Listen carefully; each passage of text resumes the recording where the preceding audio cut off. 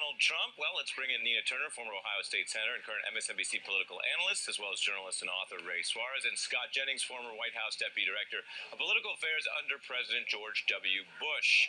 Hello, everyone. Ray, starting with you, we've heard a lot of talk about the role of the moderator in these debates. You've done them before. What was your approach, and should it all be the same, or should it be different now? Starting with you, we've heard a lot of talk about the role of the moderator in these debates. You've done them before. What was your approach, and should it all be the same, or should it be different now? Well, if the morning after they're talking about you probably did something wrong. It's a tightrope because you want to put the candidates under pressure. That's part of the civic purpose of what's being accomplished up there on the stage. You want to test their premises, test what they've been saying on the campaign trail, but you also don't want to make it about you.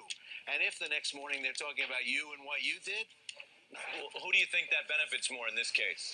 Well, I think we all remember back to 2012 when one moderator teamed up with President Obama to sort of tag team Mitt Romney in the corner over a statement that he made. And so you remember that.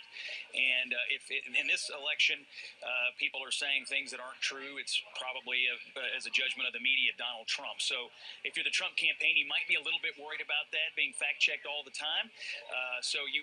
But then again, Trump's not as passive as Mitt Romney might have been in some of his debates. So even if the fact-checking does occur, I'm not sure Mr. Trump is going to take it like Mitt Romney did in that case in 2012.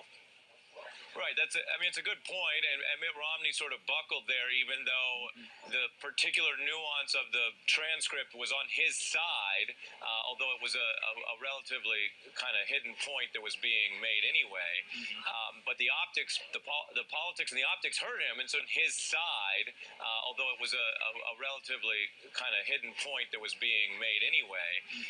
But the politics and the optics hurt him, and so Nina, you look at that and you say, yeah, if Donald Trump gets into it and can get it looking like he's in a fight with the press, that could help him, no? It could. I mean, we saw that during the Republican debate. Mr. Trump was very skillful at that. So the person that's moderating should really be invisible for the most part until it is time to call a foul. And even when they call the fouls, it has to be done in such a way that it doesn't seem like they're trying to advantage one candidate over the other. But I do agree with you, Ari. If it comes down to Mr. Trump, how his supporters feel about him, and I would say the same thing about Secretary Clinton.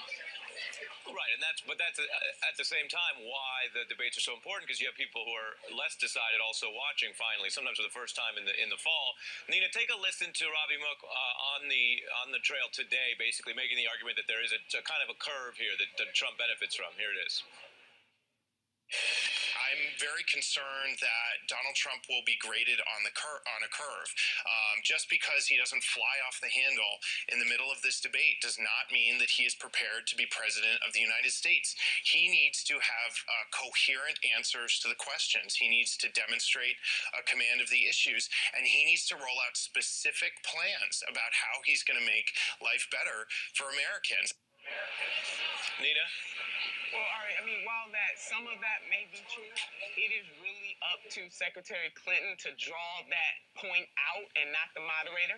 And at the same time, I would say the same thing about Mr. Trump.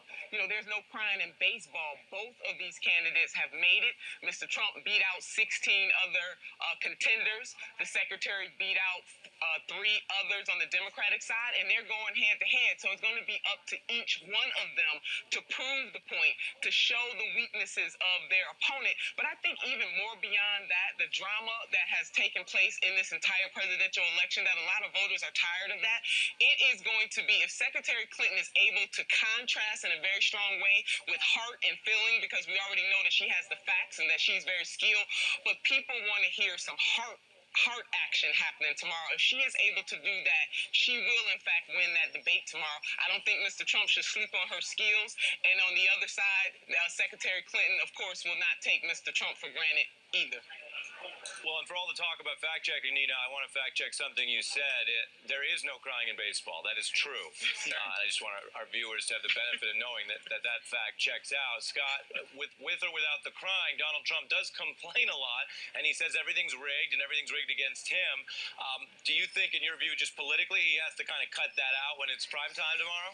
You know, I think that the main mission for Donald Trump in this debate is to look presidential. At this point, there are a lot of people who are looking to figure out, can I really do this? And they're not looking necessarily for any policy answer. They're looking for demeanor. Is this guy look like he can handle the presidency? Does he look like a president would look on television?